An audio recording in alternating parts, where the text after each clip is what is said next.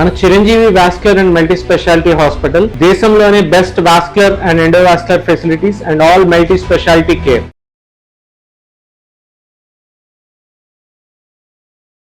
Suman TV, నేను పద్మిని. ప్రస్తుతంతో పాటు యశోద హాస్పిటల్స్ నుంచి డాక్టర్ నవీన్ కుమార్ గారు ఉన్నారు, సైకియాట్రిస్ట్. ఆయనతో మాట్లాడదాం. సార్ నమస్తే. సార్ నమస్తే పద్మిని గారు. సార్, నేను ఒక లెటర్ చదువుతాను సార్. ప్లీజ్. నేను కూడా ఫేస్ చేస్తున్నాను సార్. ఇది మేమేం ఎవ్వరం అతీతులం కాదు. నాకు తెలిసి మీరు కూడా ఫేస్ చేస్తారేమో. చదవమంటారా? ప్లీజ్. నా భర్త తన ఫ్రెండ్స్ తో ఉంటే నవ్వుతూ జోకులు వేస్తూ చాలా హ్యాపీగా ఉంటాడు. ఎస్, కానీ ఇంటికి వచ్చి నా దగ్గరకు వచ్చేసరికి మాత్రం మూడీగా ఉంటాడు. చిన్న విషయానికే చిరాకు పడతాడు. నేను మాట్లాడితే కూడా సరిగ్గా స్పందించడు. ఆఫ్ కోర్స్ నేను ఓన్లీ మగాళ్ళ గురించే మాట్లాడను, ఆడాళ్ళు కూడా ఇలాగే ఉంటారు. నేను కూడా అలాగే బిహేవ్ చేస్తానేమో అట్ టైమ్స్. మగాళ్ళు కూడా ఇట్లా బిహేవ్ చేస్తున్నారు. ఇద్దరు భార్యాభర్తలు ఇద్దరు కూడా ఇటువంటి సేమ్ కైండ్ ఆఫ్ ఇష్యూని ఫేస్ చేస్తున్నారు. కొలీగ్స్తో అయితే చాలా హ్యాపీగా మాట్లాడుతున్నాము, ఇంట్లో వాళ్ళని చూస్తేనేమో చాలా చిరాగ్గా ఫేసులు పెడుతున్నాము. ఏంటి అసలు ఈ సమస్య ఏంటి? ఎస్ అండి, మనం యాజ్ ఎ సైకాట్రిస్ట్గా క్లినిక్లో వచ్చే చాలామంది ఒక ఇలాంటి సంఘటనలతో నుంచి మెల్లమెల్లగా వాళ్ళు మూడ్ సమస్యలు, యాంగ్జైటీ సమస్యలు, కొద్దిగా అనుమానపు సమస్య, ఆలోచన సమస్యలతోటి కొద్దిగా ఈ రకమైన స్టోరీతో చెప్తూ ఉంటారండి. అనుమానాలంటే ఎట్లా చెప్తారు డాక్టర్? ఇందాక మీరు చెప్పినట్టు ఇందాక చెప్పినట్టు నాతో ఆయన సరిగా లేడు కాబట్టి ఆయన పక్క వాళ్ళతో ఉన్నాడేమో బాగున్నాడని అన్న ఒక అవగాహన కూడా కొందరిలో వచ్చేస్తుంటుంది, ఏదో కొన్నిపాటి ఫ్యాక్ట్ ఎవిడెన్స్తో తీసుకుంటూ. అది almost all extra marital sexual relationship లాంటిది కాకపోయినా కూడా సంథింగ్ సైకలాజికల్గా ఉండే అఫెక్షన్ రిలేషన్షిప్తో కూడా వీళ్ళు అనుమానపడవచ్చు. సో ఇటువంటి సంఘటనలు ఎట్లా అంటే ఖచ్చితంగా ఇది ఒక మానవ సహజమైన రియాక్షన్. ఒక భర్త కానీ భార్య కానీ తను మనిషి యొక్క ప్రేమను కోరుకుంటుంది, తను ఆ కోరుకున్న స్థాయిలో ఇవ్వలేకపోతున్నాడు కొన్ని నెలలు ఏళ్ళ ఆఫ్టర్ మ్యారేజ్ తర్వాత అని అనుకున్నప్పుడు ఇక్కడ కోరుకున్న వ్యక్తి యొక్క తాలూకు ఎమోషన్స్ని లేకుంటే భావాలని మనం డిస్మిస్ చేయలేం, ఖచ్చితంగా వ్యాలిడేట్ చేయాలి. దాని వెనకాల దాగి ఉన్న ప్రేమను గుర్తించాలి. అప్పుడు ఎందుకంటే జెలసీ ఫీల్ అయ్యేది, జెలసీకి అనుమానానికి రెండు డిఫరెంట్ కాయిన్స్ అండి. చిన్న లైన్ ఉంటుంది కదా. జెలసీ ఫీల్ కాకపోతే నీకు లవ్ ఉన్నట్ట. మీరేమంటారు యాజ్ డాక్టర్? యాజ్ ఎ చైల్డ్గా మదర్ ఇంకొక బాబుతో ఉన్నప్పుడు చైల్డ్ జెలస్ ఫీల్ అవుతాడా, ఫీల్ కాడా? Of course feel. అసలు సొంత సిబ్లింగ్ అయినా బ్రదర్స్ అయినా వచ్చి బ్రదర్ ని కొడుతుంది. ఎగ్జాక్ట్లీ. సో ఇక్కడ ఒక మనము సోషల్ శాంక్షన్ రిలేషన్షిప్ లో ఉన్నాం భార్యాభర్తలు.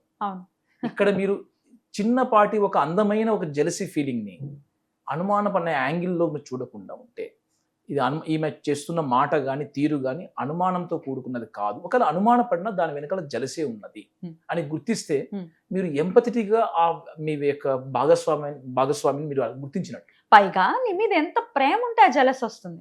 నీ మీద ప్రేమ లేకపోతే నువ్వు ఎవరితో తిరిగితే నాకేంటి అనుకుంటారు. ఫర్ ఎగ్జాంపుల్ అదే రకమైన జెలసీ 1.5 crores ఉన్న ఈ హైదరాబాద్ లో అందరిపైన చూపిస్తున్నారా? Of course not.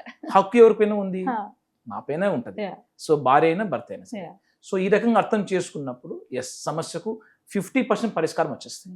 I'm telling 50%. ఇంకా 50% ప్రవర్తనతో ఇది నీకు భావాల్ని అర్థం చేసుకుంటూ థాట్ లెవెల్లో పర్స్పెక్టివ్ అర్థాలు ఇవి, అంటే సబ్జెక్టివ్గా చేసుకున్న అర్థాలు. ఇప్పుడు కావాల్సింది బిహేవియర్గా చూపించాలి. You are disappointed because of my behaviour, I will trust you.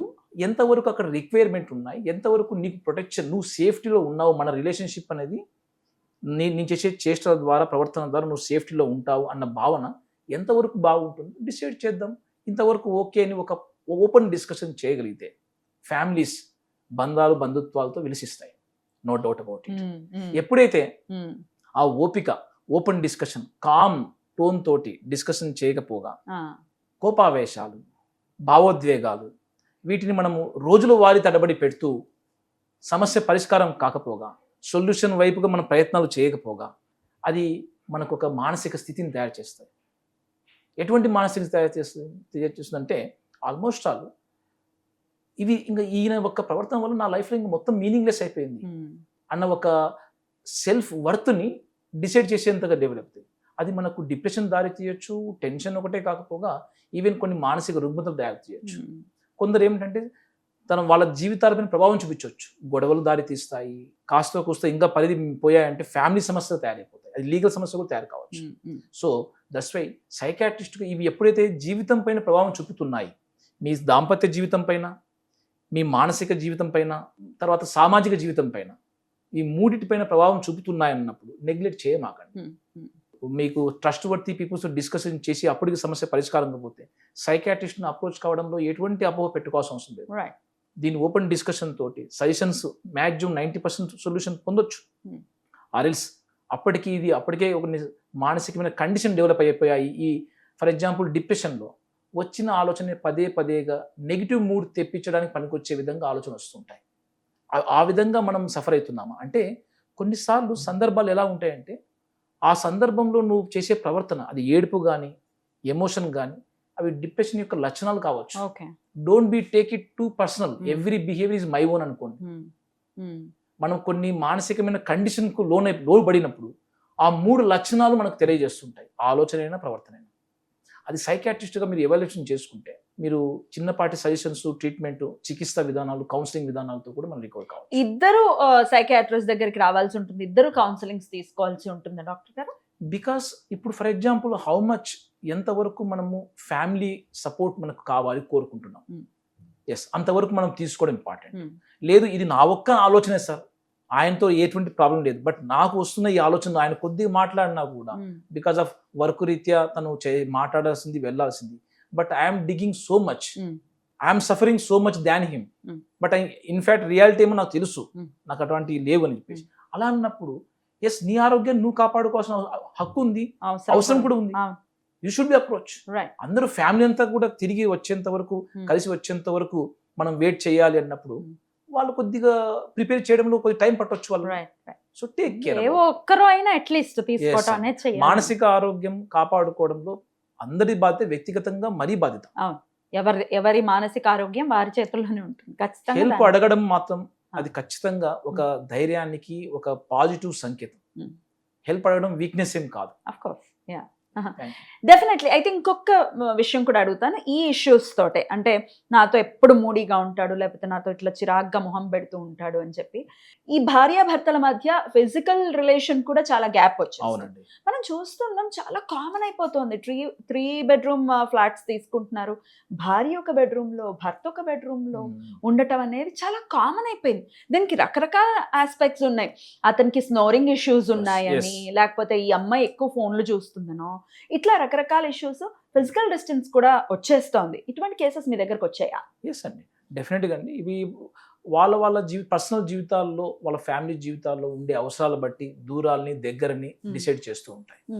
వీటిలో ఈ దగ్గర దూరంలో మానసికమైన ఆరోగ్యం పాత్ర, మానసికమైన ఆలోచనల పాత్ర మరీ ముఖ్యంగా. మోడర్నైజేషన్, అర్బనైజేషన్స్ లో మనకు ఒక కాంపిటేటివ్ ఎడ్యుకేషన్ నుంచి పెరిగి అడల్ట్ అయ్యాక మనకు వర్క్ కల్చర్లో బిజీ టార్గెట్ ఓరియంటెడ్గా చదువుతూ పెద్దగా అయ్యాక మ్యారేజెస్ వెంటనే, అంటే ఒక క్లోజ్ కంపానియన్ రిలేషన్షిప్ కావాల్సినంత విషయాలు, మానసిక పరిపక్వత అది నిజంగా మనము డెవలప్ చేసుకున్నామా లేదా? ఒక క్లోజ్ కంపానియన్, ఒక ఫర్ ఎగ్జాంపుల్ ఇందాక మీరు అన్నట్టు గురక పెట్టున్నాడు మన హస్బెండ్ వైఫ్ అన్నప్పుడు, లేకుంటే ఏదైనా ఫ్యామిలీ డిస్టర్బెన్స్ ఏదైనా ఉన్నాయన్నప్పుడు ఎంత త్వరగా మళ్ళీ నైట్ వర్క్లో వాళ్ళు ఎలా పరిష్కరించుకోగలుగుతున్నారు, స్ట్రెస్ని టాలరేట్ చేస్తున్నారు, అంటే ఫ్రస్ట్రేషన్ టాలరేట్ చేసేగలిగే కెపాసిటీ ఎంత, అప్పుడే కదా ఏ రిలేషన్షిప్ అయినా లాంగ్ టర్మ్గా నిలబడుతుంది. Ups and downs, frustrations, ideological differences అనేవి సహజం. ఒక 2 వ్యక్తుల మధ్య ఉన్నప్పుడు లివింగ్ పీపుల్స్ 2 డిఫరెంట్ ఐడియాలజీ ఉండొచ్చు. సో ఐడియాలజీ డిఫరెన్స్ అన్నీ కూడా ఫ్రస్ట్రేషన్ దారి తీసినా కూడా ఫ్రస్ట్రేషన్ని మనం ఎంతవరకు టాలరేట్ చేస్తున్నాం, ఎలా అడ్జస్ట్ చేస్తున్నాం, దీన్ని బట్టి వాళ్ళ యొక్క సంసారిక జీవితం డిసైడ్ అవుతుందండి. ఇవి సరిగ్గా డీల్ చేయని రోజున ఎస్ కొందరిలో మానసికమైన అనారోగ్య సమస్యలు తయారు కావచ్చు. ఎందుకంటే మానసిక కండిషన్స్ అన్నీ కూడా అదేదో మన యొక్క బయలాజికల్ సైన్స్ యొక్క డిఫెక్ట్ ఏమి ఒకటే కాదండి, లేకుంటే సైకలాజికల్గా వాళ్ళు చేసే ప్రవర్తన వల్లనే ఒక్కటే డిఫరెంట్ మనకు డిసైడ్ అయిపోయా అని కూడా కాదండి. అవి సామాజిక సమస్యలు కూడా ఈ 3 కలిపితేనే వాళ్ళ యొక్క social support, psychological relation support and biological hour strength and weaknesses ఇవన్నీ కూడా ఒక సైకలాజికల్ కండిషన్ డెవలప్ చేస్తాయి.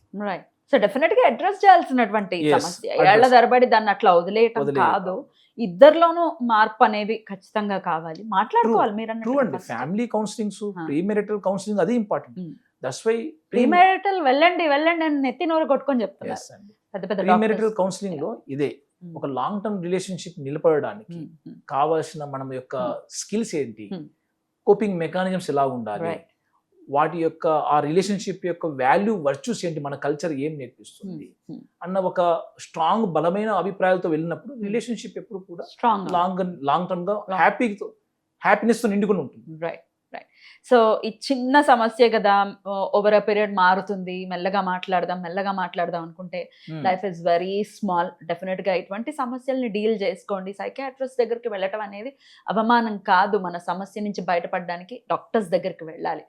మెడిసిన్ చదువుకున్నటువంటి డాక్టర్స్ దగ్గరికి డెఫినెట్ గా వెళ్ళండి, సమస్యల నుంచి బయటపడండి, ఆనందకరమైనటువంటి జీవితాన్ని ఆస్వాదించండి. చాలా బ్యూటిఫుల్ గా ఎక్స్ప్లెయిన్ చేశారు డాక్టర్ గారు. కృతజ్ఞతలు. నమస్తే. నమస్తే అండి.